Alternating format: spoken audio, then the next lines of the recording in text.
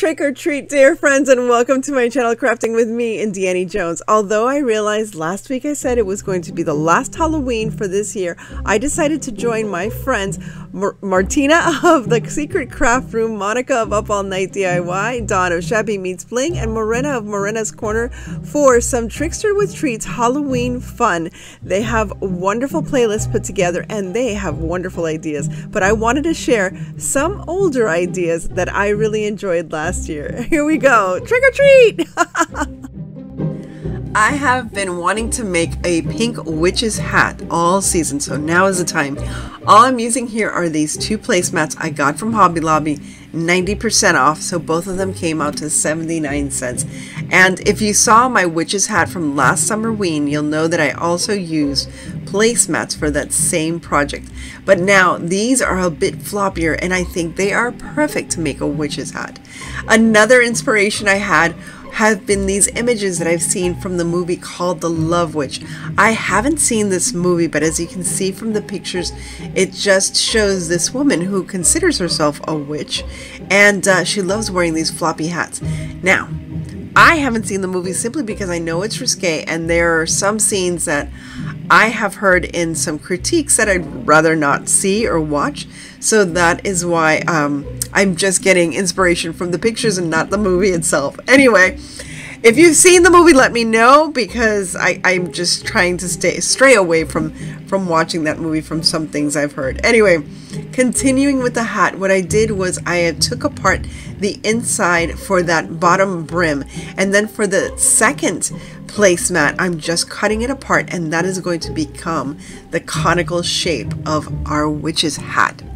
Now, I promised you last time I was going to speak more about the history of Halloween and the items of Halloween that we know of. The witch's hat is one item that, although it depicts witches in almost everything we see nowadays, it's very strange as to where that whole aesthetic actually started. There are a lot of different assumptions. For example, in medieval times, women who were aristocratic, who were rich, who were powerful, they wore very high, non-brimmed conical hats. And it's strange because there is an assumption that some of the Puritans and Pilgrims that came to the United States considered that amount of wealth and power that is kept by a woman was a bit obscene and maybe ungodly, and so perhaps they considered that a bit witchy. Now, of course, we understand that, you know, having the Pilgrims and Puritans here in the United States, and there was a whole incident of the witch trials of Salem. There are other witch trials throughout the world during that time, but the most notable, obviously, for our history are the Salem witch trials. Now, back in those days, elderly women, country women, would wear hats that were similar to Puritan or Pilgrim hats, except that instead of having a flat top, it would have a conical shape, very similar to the conical shape I just made with my placemat. Now, the conical shape was best worn also for women who were known as healers. So they would use herbs as medicinal remedies, and they would not, how can I say it? They would not concede to medical doctors of that time because they had their own natural remedies. So that's also a consideration. It's also known that there were women who would formulate their own liquor, like moonshine and stuff, and they would sell it around town, and it's usually older women who lived on their own, and that was a source of income for them. So to be seen amongst the crowds, they would wear these conical hats. So there's a lot of different ideas and assumptions as to where these conical shaped, oh goodness, look at this, wait a second, cat love, a little bit of cat love, there we go. Now you wonder why these cats like to sit with me when I'm crafting. They're spoiled.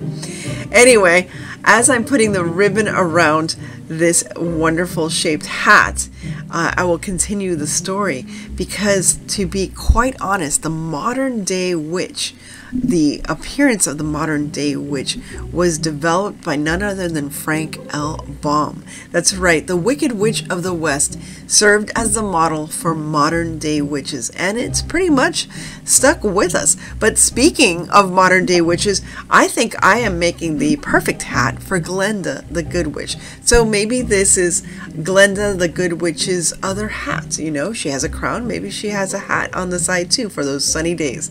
So let's just imagine that I'm making a good witch's hat. I think a very good witch would wear this. I used this wonderful black and white striped ribbon to contrast with the pink because I was thinking of using lace and everything else, but I just like the simplicity of this black and white striped ribbon. Again, that was from Hobby Lobby. I think it was on clearance. And the pink ribbon, I think I just had that in my stash. I've been trying to use a lot of my stash this year. These wonderful florals are from Temu. They are not sponsoring this video at all. I will share a little bit of some of the haul that I got from Temu, but look at these beautiful roses. They were just the perfect color, tone, and style, and I just love using their florals. If you haven't bought Temu florals, you should try it out. I really have been very happy and pleased with all the florals that I've bought from them so far. If you notice, I tried not to speed up today's video. I want this to be more relaxed and enjoyable. I feel like I'm always speeding through time, and I wanted to spend this time just really enjoying making this hat and enjoying my time with you. So what do you think? Do you think that Frank L. Baum did a good thing by creating such a depiction of a wicked witch look? Do you like other modern day witches and how they look?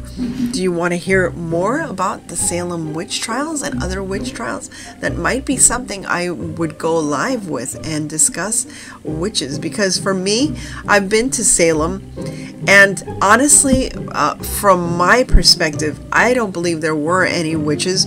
There were a lot of different cases that signified that these were just poor innocent victims to just mad raving attacks. And it's very sad to know that Salem, even though it's celebrating witches and witchcraft now, was the scene of a very large amount of Christian martyrs. Anyway, there is my hat and a little more pets for my cute little cat as we start the next project. Now here's a fun, fast, and new way to dress up your old candles. So I had an old Halloween candle, not a Halloween candle, but a pumpkin spice candle, I should say. And I had these crystal glass mugs from the Dollar Tree in my stash in my home. And I decided to just, while the candle wax had already melted in its candle holder, I decided to transfer over to this mug. I had the candle wicks, and I actually have a full candle making kit from a friend of mine, so I decided it was time to use these wonderful wicks and waxes. So I did mix together some wax, some soy wax and vanilla flavoring, because I wanted to make whipped cream. Now I had seen other people do this, and they put it into a silicone, like I guess to decorate like cupcakes and what have you, a piping bag, but I didn't have one. And I do remember that you do have to whip up, and you have to be very careful, whip up the candle wax. Believe it or not, it creates kind of like, not so much a whipped cream look. I think it looks more like, you know, when you take whipped cream out of the tub, maybe if I had the silicone pastry bag, it would have come out looking more like whipped cream. But I like the way it turned out. You tell me what you think. So once I had whipped it up enough, and it looks creamy, actually.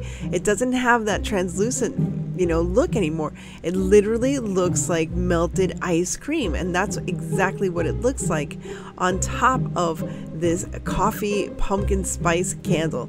And what I did when the wax was melted for the pumpkin spice candle, I added some more flavoring, a little bit more cinnamon. I added a little bit of maple, and just to make it, I don't know, smell a little more like ice cream. And that's why I also added this lovely vanilla on top. And as you can see, as it dries, because you've whipped it up a little bit, it has a little bit of air in it, so it's light and frothy. frothy, so it really looks like you're adding whipped cream to the top of your coffee. Now, I am going to warn you, please be careful when you do this. When you whip up the candle wax, make sure that it's in a metal container like the one I have here that's high enough that you're not going to be splattering all over the place. And of course, you're not going to use the whisk or anything else that you've already used for the wax for food again, like this container, this little yes, this container is specifically for candle making, so I'm definitely not going to use that for food or anything else. So I put on the whipped cream, and then I had created with some other candles that I had around the house, I created some decorations that I'm putting on top of this whipped cream candle. And this was using one of my molds that I've had in my stash, and it has little pumpkins and gravestones and witches' hats and skeleton head skulls, and it just looks so adorable. Now, you can color your wax if you'd like, and I didn't think about this until afterwards, but you can color your wax just using simple crayons. So if you want to make this more colorful and make like purple skulls and, you know, orange or green spiders and orange pumpkins, obviously, and maybe a black hat, or even black little kitty cats to put on top, all you have to do is use some crayons with the wax to color your wax, and it comes out fabulous. I really like the way this turned out. What do you think? I think it's adorable to add to my Halloween and my fall decor this year. I hope you try it out. My inspiration for this next project is something called the Weeping Maiden Bust. I don't know if you've seen it in stores, but I've seen it around in different places, and I was so inspired to try to create something similar, and I just fell in love with how beautiful, romantic, and tragic it looked all at once. Some people think she even looks like a ghost, others think she looks like the Virgin Mary. So to start with, what I'm doing here is I mixed some plaster of Paris, and I'm going to be dipping some small silk roses. I'm trying to pick white or beige colored roses. There were a few small yellow ones that I had to use because I was running out of white roses, but it looked great because the plaster of Paris pretty much covered it all. And the plaster of Paris was absolutely perfect for this project. I've done this before, I don't know if you've seen it, but it's a loose type of plaster of Paris. I don't want it to be too thick, but not too runny and thin either, because then it won't catch on to the silk roses. But this is how I'm going to create the look of stone for this beautiful maiden. I really was so happy with how this turned out, and there's just a few tricks that you have to do. So here you can see I made a whole bunch. I think I made over a dozen little roses. I think so, yeah, I have a dozen, maybe 13 there. A dozen of these roses. Now, I could have also done this for the leaves, but instead I decided to create the leaves myself using my foam clay. You know how much I love my foam clay. So that is how I created all the leaves to go together with this crown of flowers that I'm going to put around the maiden's head. For the maiden's head, I'm actually going to use this Dollar Tree pedestal that I just had around the house. I think it still had candle wax on it, but it doesn't matter. And this old dilapidated wig stand, sorry about that, is just a styrofoam head, and you can find these at Hobby Lobby for around $4.99. It's very inexpensive. Now I'm using Stiffy by Plaid, the Plaid family of products. Yes, you want it, you're gonna get it stiffy. I don't know how to say it any other way. If you want it stiff, it's gonna be stiff with this stuff.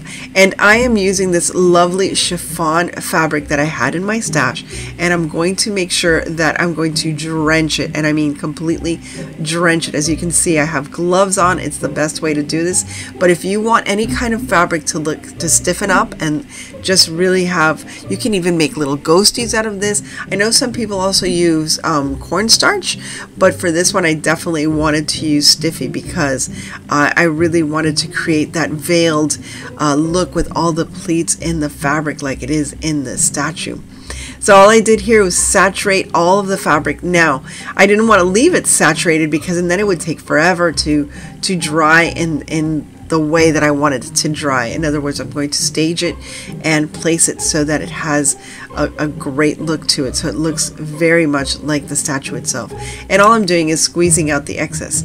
Now all I have to do now is just place that fabric over the what you call it, the head, the styrofoam head, and just work it into place. I'm going to switch it so you can see how I am doing this. So as you can see there, I wanted to make sure that you can see the veiled face. I wanted to show off that veiled face underneath that veil, but you couldn't see it if it was just standing, you know, straight down off of the face. So I made sure to contour into the face with the fabric so you can see the nose, you can see the lips and the eye sockets. And as you can see there, what I'm using is a little bit of the stiffy stuff on this brush and just brushing it over the top. And there is my little Luna watching over me as I am creating this.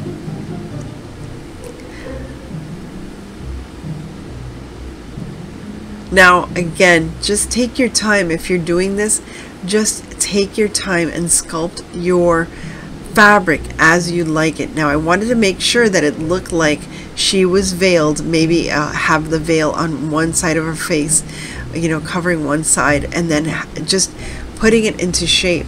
And what I did was I used these clips to clip all of those folds and pleats that I put into that head covering, that veil, so that it had the look that I wanted to at the end. So there you can see how I just clipped them together. Now this usually takes around 24 hours to completely dry out, but there you can see the effect of the veiling on that styrofoam head. And I kept fixing it up, trying to get rid of those wrinkles. You can see that there's one wrinkle on her face, but I will get rid of that. Now after 24 hours, this is what it looks like. Look at that. You have to agree that that does look like a sculpture. It doesn't look like fabric anymore, because as you can see, it is stiffened and it's staying in place, and it just looks really lovely with the right kind of lighting. Imagine this can either be inspiring or it could be scary, whatever you want it to be. So it's something that you can have around your house all year long. Now I don't know if I would want to bump into that in the middle of the night, because I'm sure I'm going to scare myself knowing what it is, but still seeing this white face in the middle of a darkened living room, something to think about. Now I have taken this vine that had little pearls on it, and I just spray painted it so it'd all be white.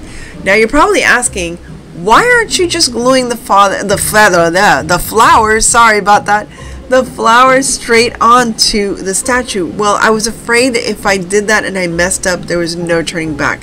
So what I did instead, with my little kudu cat next to me, what I did instead was I'm using the foam clay to secure the plaster of Paris roses onto this headband. I thought it was the easiest way, and not only that, the clay can add itself or adhere itself to the fabric, to that headpiece, but without damaging it. So if I wanted to take it off, I could just take off the clay and it would not damage the veil. This is a lot of work and time that went into this, and I didn't want to be hasty and just glue the flowers directly. So as I'm adding the flowers, I'm also adding all the little leaves that I made myself. Again, all of these I made using foam clay, and what I'm going to do is use the foam clay to attach the leaves to the headpiece. So there's not going to be any kind of glue anywhere on this headpiece, and it won't damage the veil as I am adding more and more accessories or flowers to this headpiece. But having the headpiece like that on the outside, I feel really drives it home that this is a statue. Once I finished with the headdress, I wanted to add some flowers to the folds of this veil. I think it's just going to add just more beauty, and I really feel like if you do this, you will really enjoy making your own flowers with the plaster of Paris and really designing your own veiled beauty as this is. And whether or not you use it for Halloween or for anything else, I think it's a lovely addition to any decor. So there you have the Veiled Maiden. I hope this inspires you to create your own Veiled Maiden for your Halloween decor. My first inspiration came from this beautiful wreath from Grandin Road that was priced over $200, but we're going to make it for a lot less. And what I'm doing is using one of the wreaths that I already had. There's nothing like saving money by using something you already have around the house, and well, this was just sitting around, needed some new life. So here I am using these Dollar Tree little houses that I just took outside and spray painted them black, and now I'm going to recreate this beautiful wreath. Now what I did was take a little piece of wood that I also got from the Dollar Tree, painted it black, just to give a bit of a background to the little house. Because the little house has windows and a door, I didn't want it to just show off the door of my front door.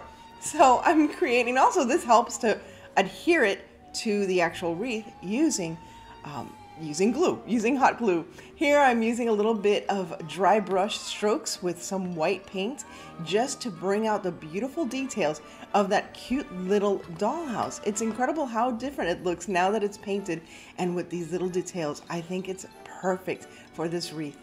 I've seen a lot of different crafts out there using these little houses, so if you pass by them in the Dollar Tree, don't look them over, pick up at least 3 because Christmas is coming around the bend and they're perfect for little gingerbread houses as well. Now here I'm just hot gluing it onto that backing, that wood backing that I had painted black, and as you can see I'm just using some extra, and there's me and my curlers. I mean, really. I mean, you know, those things happen. Anyway, here I'm using a popsicle stick, a large popsicle stick, just to make sure that I have that little house adhered to that piece of wood perfectly.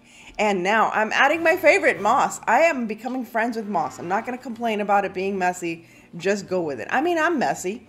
You know, moss and I have a lot in common. Moss is messy. I'm messy. I mean, come on. It's a match made in heaven, if you ask me. So here I'm adding some moss just to give it a little more depth to this cute little mansion. Now we're going to add these beautiful branches that you can find at the Dollar Tree. Hopefully, if they're still there, I hope you can find them. If not, you can just go outside and actually paint some branches that you have around the house, around the backyard, and paint them black and add some glitter. Why not? You can do that as well. But here I'm using those Dollar Tree sticks or branches, and I think they're wonderful. Now, you know what else I found at the Dollar Tree? They had vines. They had these beautiful black vines, as you can see here, and they're also very glittery, but at least the glitter doesn't fall off as much as those sticks do. Now here I'm just adding that wonderful vine, and I love the way this mansion looks with that dry brushing technique. I think it's absolutely perfect. And here again, just adding little things. You can add bats, you can add cats, you can add spiders, whatever it is that makes you happy, that makes Halloween just come to life for you. And now I'm going to add these wonderful swirling pumpkins to match the wreath that I saw from Grandin Road. And again, these are picks that you can get at the Dollar Tree. This was such a wonderful addition to the regular stuff that they have every year. And I love that they had it not only in orange and black, but they also had it in white and black. So I'm incorporating both types of pumpkins into this wreath. Okay, I gotta breathe. I get so excited at talking about the stuff that I make, I forget to breathe, and I just talk on and on and on.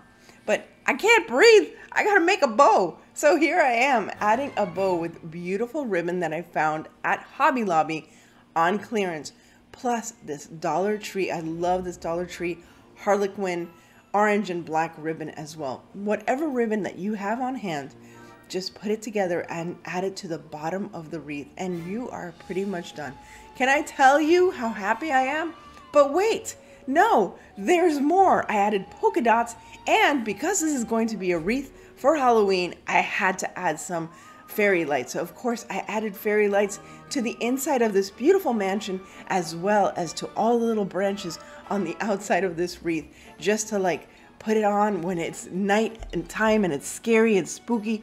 Make this really a spooky wreath with this spooky mansion. So there you have it. I hope you are inspired to do it for your own home.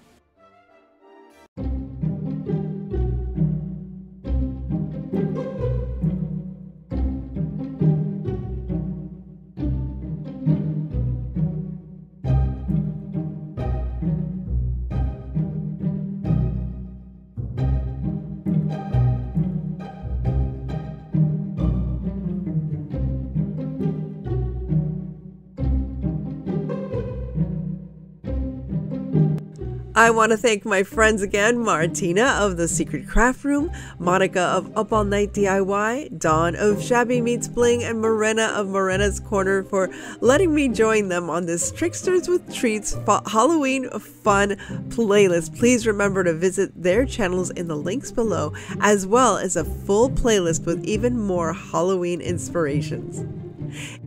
Thanks again for stopping by, and if you enjoyed this, please remember to like, share, and subscribe. And as I always say, stay safe, be kind, God bless each and every one of you, and remember to live the adventure. And I hope you have a wonderful adventure during this Halloween season, and I'll see you again very soon.